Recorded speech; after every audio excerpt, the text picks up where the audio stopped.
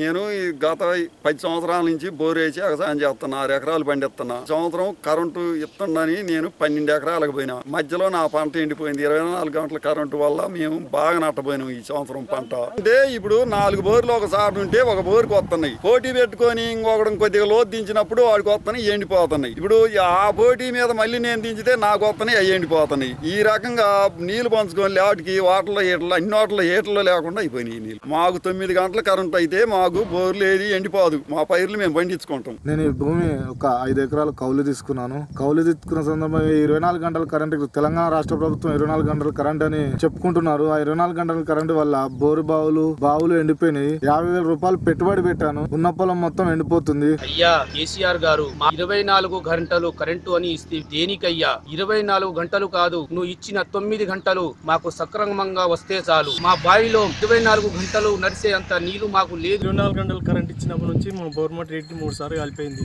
తీసినప్పుడల్లా తీయడం వేయడానికి 2,000 ఖర్చు వస్తుంది. దాన్ని రిపేర్ చేయడానికి 2,000 ఖర్చు వస్తుంది. దీని వల్ల మాకు ఎఫెక్ట్ అవుతుంది. వరి పంటలు ఎండిపోతున్నాయి. కరెంట్ వచ్చిన తర్వాత మరి పుష్కలంగా పంటలు పండుతున్నాయి. మోటార్లు అట్లాంటి ఖర్చు రాకుండా ఉంటుంది. మరి ఈ రోజు ఆర్థికంగా కూడా వాళ్ళు చాలా డెవలప్ అయ్యారు. అయితే 24 గంటలు కరెంట్ ఇవ్వటం వల్ల మంచే గానీ దాన్ని పర్యవేక్షించడంలో కొంత లోపం జరుగుతుంది. ఏంది అని అంటే దానికి 24 గంటల కరెంట్ వస్తుంది కదా అని రైతులు అవసరానికి మించి వేస్టేజ్ అవుతుంది. గ్రౌండ్ వాటర్ వేస్టేజ్ అవుతుంది. ఇన్నాళ్ళు ఎట్ట ఇచ్చిర్రు అదే పద్ధతిగా ఇస్తే బోర్లో కూడా నీళ్ళు ఉంటది, బావులో కూడా నీళ్ళు ఉంటది. దాన్ని తగినట్టు యూజ్ చేసుకుంటే రైతుకు మంచిగానే ఉంటుంది. దీనివల్ల నష్టం లేదు. ఆన్ ఆఫ్ అనేది ఆటోమేటిక్ స్విచ్ అనేది పెట్టుకోకుండా అవసరం నిమిత్తాన్ని కరెంటును వాడుకొని నీళ్ళు భూగర్భ జలాలు దెబ్బ తినకుండా చూసుకోవాలన్న బాధ్యత ప్రతి రైతు మీద ఉంది. 24 గంటల వల్లే రైతుకు చాలా నష్టపోతున్నారు. భూగర్భ జలాలు ఎండిపోతున్నాయి. కాబట్టి ఈ యొక్క కరెంటుని అదే విధంగా 24 గంటల బదులు 6 గంటల నుండి మళ్ళీ సాయంత్రం 6 గంటలకు ఇస్తే క్షేమం ఉంటుందని చెప్పి మీ యొక్క రైతు తరపున కోరుతున్నాను. మరి భూగర్భ జలాలు దెబ్బ తినకుండా